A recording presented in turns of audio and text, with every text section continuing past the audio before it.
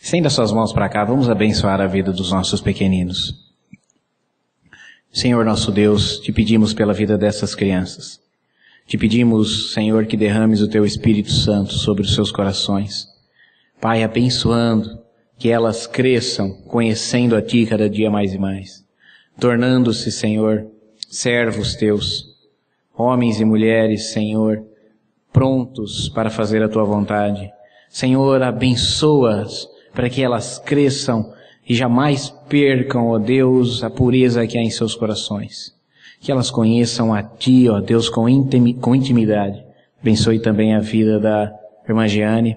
Que ela seja um instrumento Teu nesse instante para abençoar a vida desses pequeninos. É a nossa oração e súplica que fazemos no nome de Jesus Cristo. Amém e amém.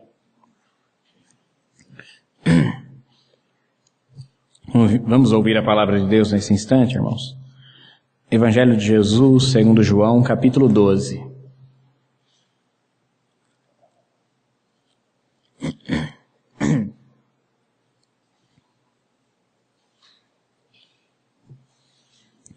João 12, do 12 ao 19.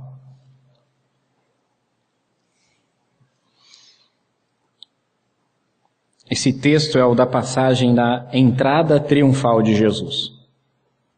Vamos lê-lo. João 12, a partir do versículo 12 ao 19,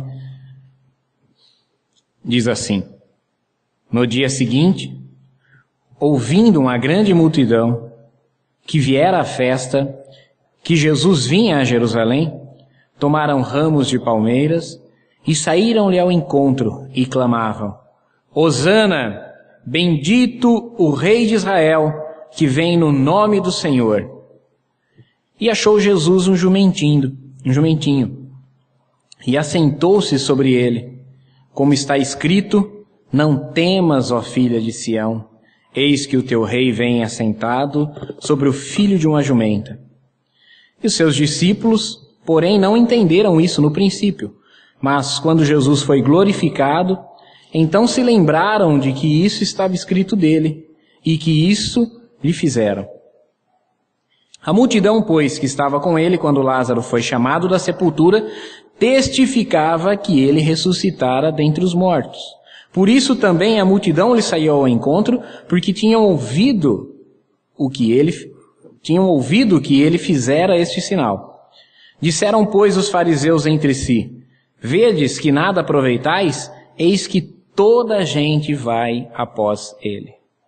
Oremos, irmãos. Senhor, nós te pedimos nesse instante que fales conosco através da tua palavra. Que o teu Espírito Santo ilumine o nosso coração. Senhor, nós queremos compreendê-la, Pai. Nós queremos ser súditos, fiéis do Rei dos Reis. Queremos agir, ó Deus, com o mesmo caráter que o nosso Rei agiu. E queremos que o teu reino, Senhor, avance aqui e na eternidade. Porque teu é o reino, porque tua a glória, Senhor, porque teu é o poder para todo sempre. Senhor, oramos a ti no nome de Jesus nesse instante. Amém. Pode se sentar, irmãos. Com esses versículos aqui que nós acabamos de ler, então, João inicia narrando no seu evangelho os fatos da semana da paixão de Cristo. Esse primeiro fato inicia-se registrando a entrada triunfal de Jesus em Jerusalém no domingo que é conhecido como Domingo de Ramos, por causa do versículo 13. Depois disso, João, e só João faz isso, reserva um grande espaço no seu evangelho para registrar o último momento de Jesus com seus discípulos, a noite da última ceia. Só João que dá um grande espaço do versículo 13 até o do capítulo 13 até o capítulo 17. E então, ele culmina com a descrição da paixão, da morte e da ressurreição de Jesus. Então nós estamos na reta final desse evangelho.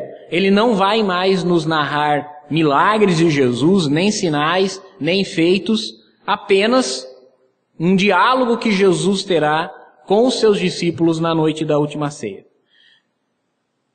Mas ele faz essa introdução, como todos os outros evangelhos, ele narra então a entrada de Jesus em Jerusalém na terceira Páscoa. O versículo 12 nos diz que uma grande multidão recebe a Jesus. Uma grande multidão recebe a Jesus nessa terceira vez, nesse terceiro ano, que ele visita publicamente Jerusalém. Então, na sua entrada triunfal em Jerusalém, o Senhor Jesus revela-se àquela multidão como o rei dos judeus. É o rei que eles esperavam, o Messias, o ungido de Deus. E a multidão, irmãos, presumia que Jesus fosse o Messias militar, que a vinda do Messias traria restauração para a nação de Israel, numa campanha militar, que Jesus entraria em Jerusalém e tomaria o trono, deporia Pôncio Pilatos, depois deporia o rei Herodes na Galileia e o seu irmão Felipe, e que ele reinaria então como um rei em Israel, à semelhança de Davi, Salomão e dos outros reis de Israel. Jesus é verdadeiramente rei, mas o seu reino não é desse mundo. E aquela multidão não compreendeu qual era o propósito da chegada do Messias ao mundo. Eles não sabiam, porque esse era um mistério oculto pelos séculos, que Deus estava reunindo todas as coisas debaixo do céu na pessoa de Jesus, que ele estava reconciliando consigo o mundo na pessoa de Jesus. Então essa ideia de Messias que nós temos, de Salvador, morrendo na cruz, nos substituindo, pagando o nosso pecado, é uma ideia que não era compreendida pelos judeus. Aquela multidão não fazia a mínima ideia de que o Messias traria a remissão dos pecados da forma que ele trouxe. E posteriormente, a mesma multidão que estaria frustrada porque Jesus não liderou nenhuma revolta, nenhum motim em Jerusalém, na semana seguinte vai gritar: crucifica-o, crucifica-o, crucifica-o. Da mesma forma, irmãos, hoje há milhares de pessoas que seguem uma religião, que frequentam um local de culto, uma igreja, que dizem-se discípulos de Jesus, sem contudo sequer compreender qual o verdadeiro significado do Evangelho. Há pastores que pregam de tudo nos seus púlpitos, todos os assuntos, menos o que o Evangelho ensina. Há igrejas ditas cristãs que são grandes e numerosas no mundo todo, mas que não compreenderam o que é o Evangelho. Estão como essa multidão. Estão admirados da pessoa de Jesus Cristo, mas sem compreender quem Ele é e o que é que Ele fez ou o que é que Ele faz hoje. Versículo 13 diz que os gritos, a recepção dessa multidão era dizendo: Hosana, bendito o Rei que vem no nome do Senhor. Esse grito da multidão é uma referência que eles fazem ao Salmo 118, versículos 25 e 26. E o grito Hosana significa salva-nos agora. Eles viram o seu rei chegando. Que rei esse? O rei que ressuscitou Lázaro de 4 dias. Lázaro tinha acabado de ressuscitar algumas semanas em Betânia, que era uma cidade vizinha de Jerusalém, uma aldeia vizinha de Jerusalém, e agora o homem, o profeta que fez aquele grande sinal, está entrando na cidade. Ele vai derrotar o nosso inimigo Roma, e nós não temos nem que temer a morte, que se nós morrermos nessa luta, ele nos ressuscitará ainda além depois de tudo. Então eles gritam: Hosana, salva-nos agora, salva-nos agora. Mas salva-nos do quê, irmãos? Salva-nos do quê? Do que é que você é salvo? Quando você crê em Jesus, você é salvo do quê? Você é salvo da condenação. Você é salvo da justa ira de Deus por causa dos pecados. Mas aquela multidão não entendeu isso. Jesus é o Salvador do mundo. E no fundo, o vazio que há no coração e na alma de todas as pessoas é um grito, dizendo, salva-nos agora. No fundo, a inquietude, a ansiedade, a aflição da alma dos homens é um grito dizendo, salva-nos agora. Jesus apresenta-se como o Salvador do mundo, mas não como o mundo deseja que ele seja, mas como é o plano de Deus. E quando pecadores recebem a Jesus como seu Rei e Salvador, eles compreenderam. Jesus entra triunfalmente na vida de pecadores. Jesus um dia, lá em 2007, irmãos, entrou triunfalmente na minha vida. Minha vida estava longe da vontade de Deus, entregue ao pecado, morta para as coisas espirituais. E Jesus entrou, e eu percebi, e eu criei, e eu gritei, Hosana, Senhor, salva-me agora. Mesma coisa ele fez na tua vida. Talvez há muito tempo, talvez recentemente. Você precisa recebê-lo como Salvador, como Rei, Salvador da sua vida. Hosana nas maiores alturas, a nossa salvação que vem dos céus. Esse rei entra em Jerusalém montado num jumentinho. É tudo que está lá dos versículos 14 a 16. E ao entrar dessa forma, irmãos, montado num jumento, porque não é assim a cena, né? Você já assistiu já o filme do Aladim? Como é que quando o Aladim fala para o gênio transformar ele num sultão, para ele pressionar o pai da princesa Jasmim, como é que ele entra? Ele entra montado num elefante, né? No desenho até um exagero.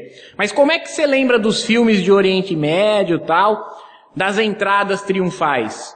O rei montado num cavalo branco, com adorno, né? Com trombetas adiante dele, com uma recepção previamente organizada. Jesus não entra montado num cavalo branco. Ele entra montado em um jumentinho. Não estava nada programado. As pessoas, ao verem Jesus chegado sobre o jumentinho, e aqui eu vou me valer dos relatos dos outros evangelhos também, além das folhas de palmeira que espalham pelo chão, também estendem as suas roupas pelo chão para que Jesus entre, aclamado como rei. Mas cadê o cavalo branco? Não tem cavalo branco. O que tem é jumentinho. E quando Jesus entra dessa forma, montado no jumentinho, ele deixa claro e patente qual o caráter do seu reino. Conforme Mateus 11, 29 a 31, Jesus diz, vinde, os cansados e oprimidos, eu vos aliviarei. Aprendam de mim que sou manso e humilde de coração, e encontrareis descanso para as vossas almas. Humildade. O Rei dos Reis e Senhor dos Senhores vem humilde e manso, montado em um jumentinho. A entrada humilde de Jesus é uma atitude emblemática que demonstra que o seu reino não é desse mundo. Não consiste em governar pela força, mas consiste em servir, em consolar quem está aflito. Se o rei é assim, como devem ser os seus súditos? Versículo 15. Não temas, filha de Sião. E é o cumprimento da escritura de Zacarias 9:9. Seus discípulos naquela hora que viram a cena não entenderam nada. Não entenderam o que estava acontecendo, mas depois da ressurreição, eles compreenderam que isso estava escrito a respeito do Senhor. Nós precisamos compreender, irmãos, há profecias futuras a respeito do Senhor e da sua vinda. Os discípulos não compreenderam, mas depois da ressurreição entenderam. Mas ainda há promessas. Jesus veio a primeira vez montado num jumentinho, mas a Escritura diz que ele virá a segunda vez, com a espada na sua boca, montado num cavalo branco. Ele trará a ira de Deus sobre o mundo impenitente. Ele resgatará a sua igreja, a arrebatará para encontrar consigo nos ares. Nós precisamos compreender essas coisas que estão escritas a respeito de Jesus. Nós precisamos saber que se as primeiras profecias se cumpriram, as outras também se cumprirão. Nós temos que estar atentos, vigilantes, sóbrios. O próprio Senhor, mais adiante, ao longo dessa semana da paixão, vai dizer aos seus discípulos: vigiai e orai, porque vocês não sabem que hora que virá o seu Senhor. Porque Ele virá num dia em que vocês não esperam, numa hora em que vocês não sabem. E feliz vai ser aquele servo que Ele encontrar trabalhando. Mas aquele servo que disser comigo: o meu Senhor demora para vir, e começar a espancar os seus colegas, e começar a beber com os vagabundos, virá o Senhor daquele servo num dia em que ele não espera. E ali, naquele dia, ele será lançado nas trevas exteriores. Ali haverá choro e ranger de dentes. Mas é o servo fiel e prudente que o seu Senhor o encontrou trabalhando assim. O Senhor lhe dirá: vem, servo bom e prudente, entra na alegria do seu Senhor. O reino que está preparado para vocês desde antes da fundação do mundo. Irmãos, nós não podemos estar dispersos como aquela multidão, porque a nós foi revelado coisas que a reis não foi revelado. Como nós dissemos hoje na abertura do nosso culto, para nós foi revelado a salvação que o rei Davi não foi revelado.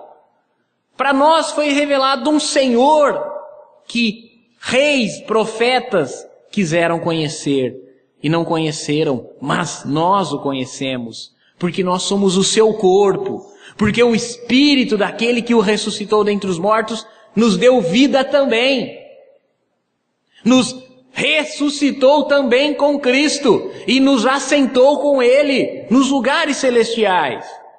Por isso nós temos que estar atentos a essa realidade, vivendo todo o tempo, todos os dias, como se Jesus fosse voltar hoje mesmo.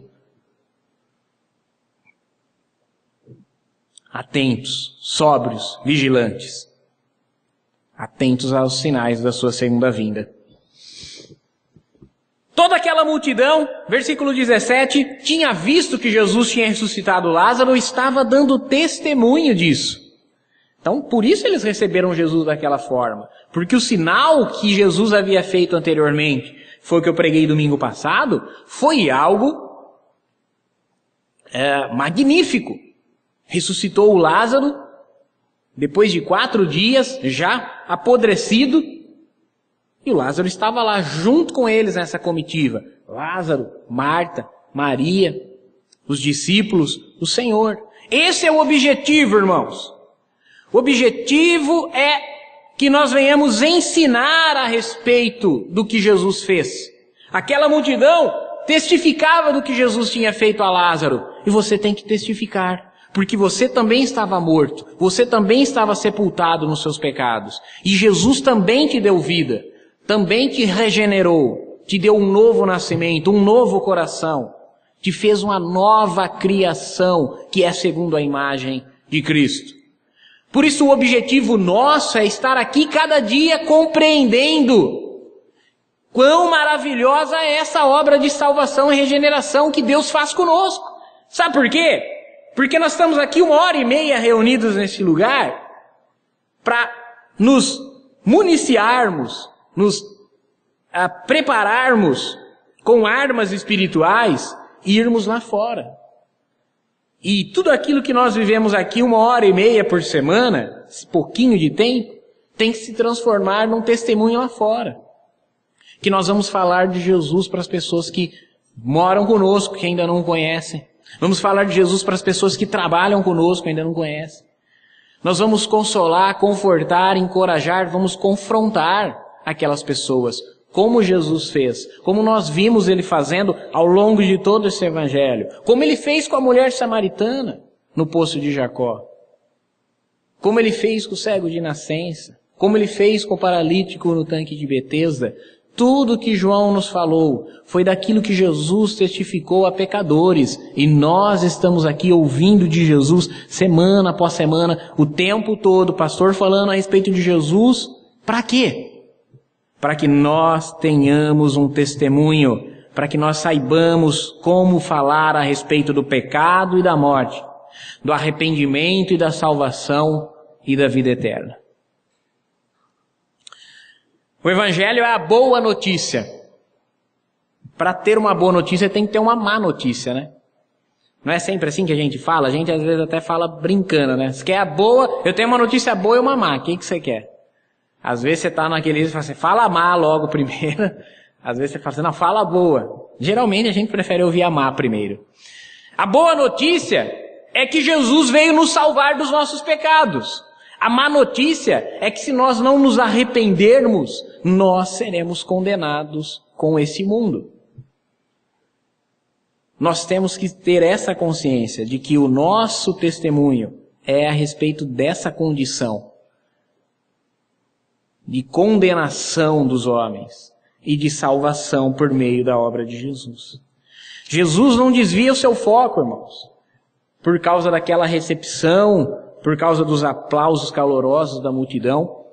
Tudo que Jesus faz é ainda ir ao templo, ensinar no templo, responder aos fariseus, questões a respeito dos tributos, dos impostos, questões a respeito do divórcio, a respeito da ressurreição dos mortos.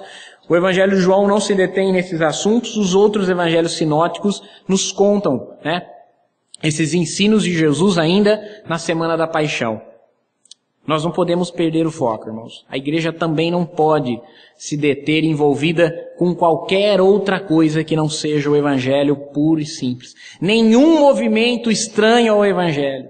Pregando autoajuda, né? Que agora virou coaching, né? Então, pregando coaching, fazendo você confiar em você, acreditar em você, né?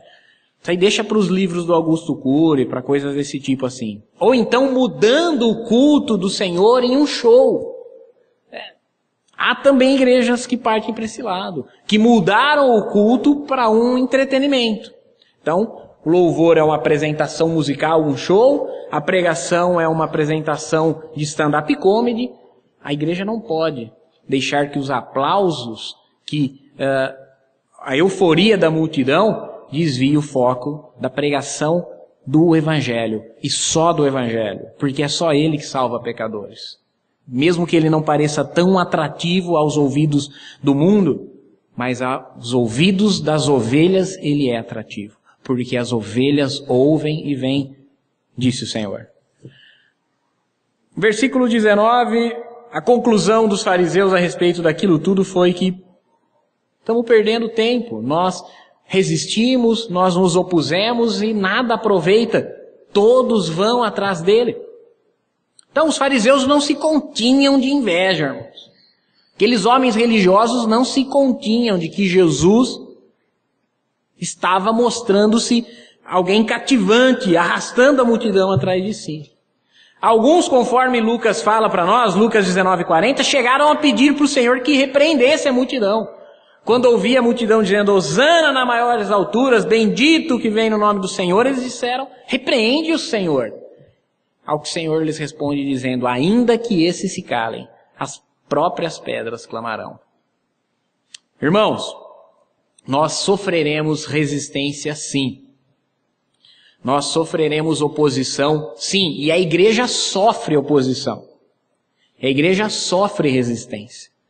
E talvez a resistência e a oposição que a igreja sofre no Brasil, por exemplo, é pior do que a oposição franca que sofre em outros lugares do mundo. Porque em outros lugares do mundo, se você não nega Jesus, você corta a sua garganta, né? Você fecha os olhos nesse lado e acorda nos braços do Senhor do lado de lá. Lá é ou tudo ou nada. Ou você nega Jesus ou você perde tudo, inclusive a sua vida. Então você sabe o perigo que você está correndo. O perigo é bem claro, bem franco. Mas aqui não. Aqui o perigo é disfarçado. Aqui o nosso inimigo, ele nos abraça, nos acolhe como instituição, mas não como corpo. Quando nós falamos de filantropia, de caridade, de obra social, eles nos aplaudem. Mas quando nós falamos do pecado, do arrependimento, aí nós somos antiquados, retrógrados. Né? Nós precisamos falar a respeito do pecado, irmãos. Nós precisamos falar a respeito do pecado como a Bíblia fala a respeito do pecado. E falar do pecado como a Bíblia fala é politicamente incorreto. Aqueles homens resistiam a Jesus, ou tentavam resistir a Jesus, até que eles se dão por si e falam assim, de nada adianta resistir, porque não adianta a nossa oposição, todo o povo está indo atrás dele. Irmãos, nós temos uma promessa. Jesus disse, as portas do inferno não prevalecerão contra a minha igreja. Ele disse, no mundo vocês vão ter aflições. E eu estou dizendo agora para vocês, no mundo vocês vão ter aflições. Vai ter dias ruins, mas Jesus venceu o mundo. Irmãos, isso tem que ser para nós uma bandeira, todos os dias nós temos que levantar como igreja pensando, as portas do inferno não prevalecerão. As portas do inferno não prevalecerão. Na minha casa, as portas do inferno não prevalecerão. Na cidade de Vera, as portas do inferno não prevalecerão. No Congresso Nacional, as portas do inferno não prevalecerão. Contra a igreja de Deus, as portas do inferno não prevalecerão. A entrada do Rei dos Reis, irmãos, precisa demonstrar para nós que somos os seus súditos. Como é que nós devemos agir na proclamação do seu reino? Qual é o rei? Tal deve ser os súditos. Se o nosso rei é manso e humilde, nós devemos ser mansos e humildes. Se o nosso rei é misericordioso, nós devemos ser misericordiosos. Se o nosso rei é paciente, longânime, nós precisamos ser pacientes, longânimes. Há 3 coisas que nós temos que compreender a respeito do que nos ensina essa entrada triunfal. Primeiro, proclamação de um Salvador. Nós temos que sair lá fora e proclamar hosana nas maiores alturas. Há um Salvador. Há um grito no coração das pessoas lá fora, dizendo, salva-nos agora. Primeira coisa, a proclamação desse Salvador. Segunda coisa, nós temos que sair lá fora montados em jumentinhos, humildes, mansos, servindo as necessidades deles. Em terceiro lugar, dando testemunho, testificando do que é que Jesus fez. Nós éramos Lázaro, nós estávamos mortos, fomos nós que fomos ressuscitados. Como Jesus nos disse, quem crê em mim ainda que seja morto viverá. Que nós possamos ser súditos fiéis e agir como agiu o nosso Rei e o nosso Senhor. Essa entrada triunfal, irmãos, é uma entrada que nos mostra que o Rei dos Reis e Senhor dos Senhores é aquele que todos atrai a si. Se nós sairmos lá fora, multidões virão. Se nós sairmos lá fora, pecadores serão salvos. Se nós sairmos lá fora, a oposição que nos sobrevier não nos resistirá, porque o Senhor venceu esse mundo. Graças a Deus. Se coloque em pé para nós orarmos agora.